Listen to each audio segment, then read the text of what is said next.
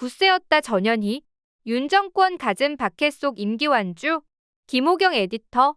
전현희 국민권익위원장이 윤석열 정권의 집중포화를 뚫고 마침내 3년 임기를 완수했다. 밖으로는 감사원과 집권여당의 집요한 공격에 시달리고 안으로는 친윤석열 부위원장들에게 포위된 고립무원 상황 속에서도 포기를 모르는 끈질긴 싸움 끝에 스스로 다짐했던 중꺾마의 심지를 지켜낸 것이다. 전 위원장은 문재인 정부에서 임명된 장관급 인사 중 임기를 채운 유일한 사례다. 비슷한 처지였던 한상혁 방송통신위원장은 지난 5월 30일 임기를 불과 2달 남겨두고 윤석열 대통령에 의해 기어이 면직된 바 있다. 법률에 의해 신분이 보장된 정무직 고위 공무원이 정해진 임기를 완주하기가 이토록 지난하다는 사실은 윤석열 독재 정권이 얼마나 폭압적인지를 증거하는 빙산의 일각이다.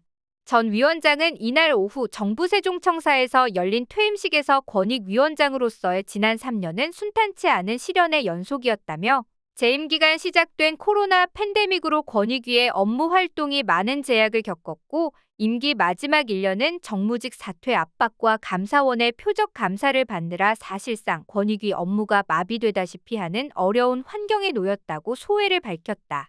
이어 권익위는 기소하는 검사와 같은 역할을 하는 부패방지위원회, 변호사 역할을 하는 고충처리위원회, 판사 역할을 하는 중앙행정심판위원회가 하나로 합쳐져 탄생한 정부기관이라며 역할 자체가 국민의 편에서 권력을 감시하고 견제하며 권력의 일방통행을 방지하기 위한 기관이다. 저 역시도 위원회의 독립성과 정치적 중립성을 지키기 위해 때로는 권력과 맞서면서 당당하게 법과 원칙을 준수하며 업무를 수행해왔다고 자부했다. 그러면서 안타깝게도 오늘날 대한민국은 정치의 부재와 정쟁 과잉의 시대라며 국가의 주인인 국민은 안중에도 없는 이러한 행태는 그 자체가 국민의 권익을 침해하는 일이 아닐 수 없다고 목소리를 높였다.